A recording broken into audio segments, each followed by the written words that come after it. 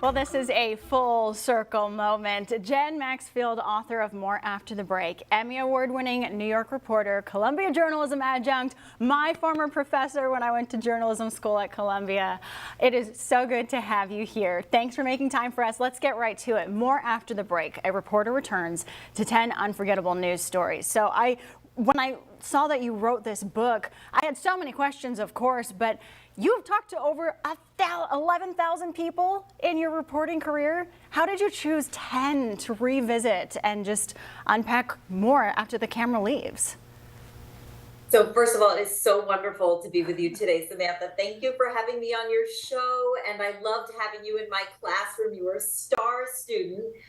So as you said, I mean, I have done more than 10,000 interviews over the last 2 decades, and I'm sure you and your colleagues can understand that sometimes I just would keep thinking about the people, even after I left the news scene, and I would wonder what happened to them. And then I started hearing from viewers and even from my Columbia students, why don't you ever follow up on news stories? So I made a list of the many, many people I was still thinking about, and I sought to find them, and the ones that I was able to find, they wound up as being the subjects of my book. That is so incredible. I also want to know more about the person that encouraged you to write this. I mean, you have seen so much in your career, devastation, triumph, and there's 4 key takeaways that I love from this book. How did you go about the takeaways you want people to have from it? I think the key takeaway that I hope people are taking away from it, and I've heard from readers that they are, is that all of us face adversity in one way or another. And let's face it, most of the people wind up in our newscasts here in New York City, perhaps not for a good reason. Maybe it's the worst day of their life in some cases, and certainly the most chaotic day of their life. But what I found so inspiring about researching and writing the book is that the people I write about have faced adversity and they've triumphed over it, and they've not let their situation dictate the way that they live the rest of their life. And I think there are lessons in the book for everyone. Yes, absolutely. On overcoming adversity. So I love these points that you made. Live in the moment, find joy in your everyday, appreciate the small things, stop focusing on the big things.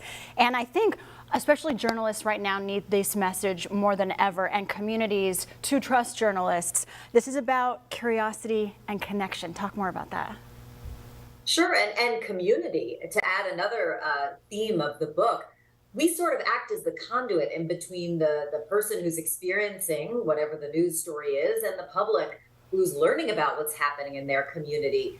And we have the ability to really connect people. And that is what happens after so many of these stories where perhaps somebody suffers a loss or they have been a victim of a natural disaster and have lost everything. And time after time, the community steps up to help people in need. And that's a beautiful thing. I love that. So it goes on bookshelves. Is it July 12th is when that's coming up? But it's online, orderable right now. Oh yeah, so the book came out in July.